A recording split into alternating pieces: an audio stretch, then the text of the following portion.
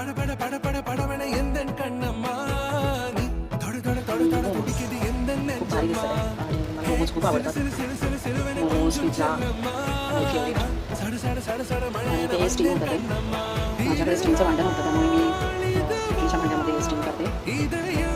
Steam झाल्यानंतर मी अजून पोळी दाखवेन. स्टीम झालेले जे दाखवेन आणि मग ते अजून एवढे स्टीम करायचे त्याच्यात मी ठेवले 15 ठेवले असतील ते स्टीम होतात.